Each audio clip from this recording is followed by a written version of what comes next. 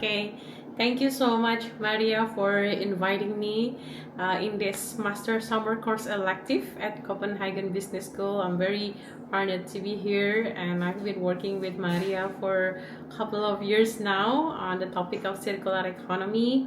And this is the research that we are now still on progress developing. The idea is we want to try to have more decolonial perspective on circular economy.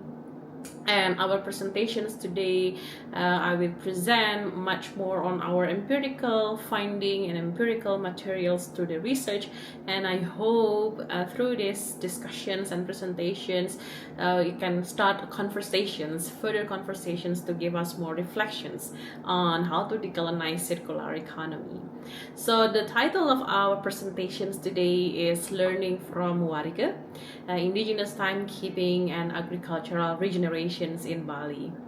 Unfortunately, I can't see your face in the classroom, but I hope that through these presentations, maybe later on, we can have more question and answer as well as discussions. So our team consists of me and also Nur Aziza, my colleague here from Universitas Gadjah Mada, and of course our dearest collaborators and partners, Maria, and we also have two student assistants, Tria Nadila and also Hani. Hani is presenting presents here in this room together with us. So I will go first from this photo. Before we begin, let's take a look at this image, and perhaps some of you might recognize or not recognize this place. This is Jatiluwe, a beautiful terrace paddy field landscape in Tabanan Regency in Bali, and it is also a UNESCO World Heritage Site. But beyond its beauty lies something more profound, a centuries-old system of ecological and social governance known as Subak. And today I want to tell you a story about water, time, rituals, and how community continue to resist collapse, not with high-tech tools, but through ancestral knowledge passed down through generations. So in Jatiluwe, the rice fields are sustained by Subak, a community-based water management system that has been existed since the 8th centuries. So it has been even older than the Hindu religion in Bali itself. Our research is trying to ask how has Subak persisted, what knowledge system guide these operations, and what can we as a global citizen learn from it, especially in this era of accelerating climate and ecological crisis. A bit of a disclaimer, why do we begin with this research is, first of all, I was born and raised in Bali. So I have been, I have been grown up through this knowledge or informal knowledge about Subak system, and I feel like this is also my homecoming research about Bali itself. So our research focus, we would like to not just admire Subak, but to uncover the logic that sustains it. At the heart of Subak resilience is an indigenous timekeeping system called Wariga, which helps align agricultural practice with cosmological rhythm. And I think it informs us a lot about human and nature relationship, as well as about regenerations. And in here, what we are trying to explore is on the circular time, whether we can add the element of or temporal element or time in our understanding about everyday circularity. And as a bit of introductions about Balinese community, all of Balinese community are lies in this universal Balinese philosophy, which called Trihita Karana, or the three causes of well-being. So this is something that have to say believed by Balinese people or Balinese community as their spiritual guidance. So what are these three hita karana? It consists of three harmony. First one is parahyangan. It is harmony relation with God or spiritual realm, like in here at the tops. And then second is pawongan, here at the left bottom, which is harmony with the people. And then in the right bottom is palemahan, or harmony with the nature or ecological realism. So this three is not only understood and practiced as a slogan in Bali, but it's also embedded in the rituals, planting cycles, water distributions, even conflict resolutions in Bali. That's why if you meet some Balinese people, including me, we tend to be more like maybe a bit of conflict avoidance, but the idea is all Balinese want is to have this harmony in our relations.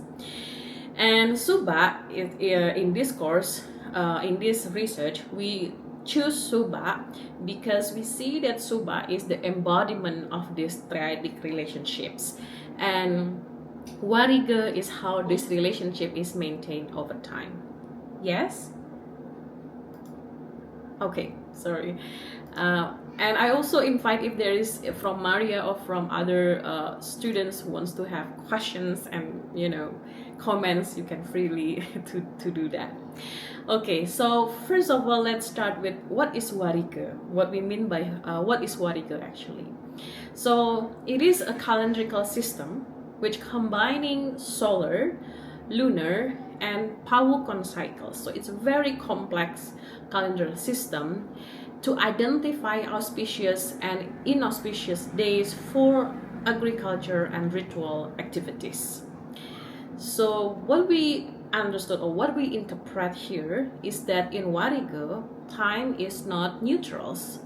It carries energy and meaning. Certain days are better for planting, others for harvesting, and some must be avoided altogether. So in this picture is one of the example of Balinese calendar. So you can, of course, when you are visiting Bali, you can find this calendar everywhere, and as you can see, there are so many texts in this calendar, and these texts actually give informations about all kind of human activities. So people in Bali use this calendar to choose which one is a good day to do this activity and which one is the bad day to do this activity. And this calendar not only discuss about agricultural activity, but also all others activity like building, also marriage, to conduct marriage, all kind of human daily activities. But only in this research we focus on the agricultural activities. So our research is to try to find out how this calendar information is being constructed or being made. What sort of formula, what sort of reference are being used to construct this calendar. And this is our finding through fieldwork that we conducted in Bali. First is the Tika system. So to read Wariga, we use symbolic system called Tika, which combine numbers, elements, deities, colors, and directions to interpret the spiritual and energetic quality of time. So it's a very ancient symbolic language here in Tika. And how is Tika being used? It's helped to determine whether a day is auspicious or a good, bad day for specific activities. Like in agriculture, is it a good day for planting, for rituals, for buildings, etc. And how to read it? Tika readings are derived from the combination of Wuku, or 7-day cycle, and Sasih, the lunar month, and Penanggal Pangelong, or the moon phase. So if you see the inside of this table is actually how the interpretation of those specific days. So each day Tika has a numeric and symbolic value influencing decisions. Why Tika matters? I think throughout this research we reflect that Tika give Balinese worldview that time is not neutral. It carries energy and ethical weight. It guides human-nature relations by aligning actions with cosmic balance. So there is two version of tika here. In the bottom is the most simple tika, which mostly found in Balinese home, especially those calendar makers. And above a picture is a more sophisticated, which a lot more symbolic interpretations. That's the first element from Wariga.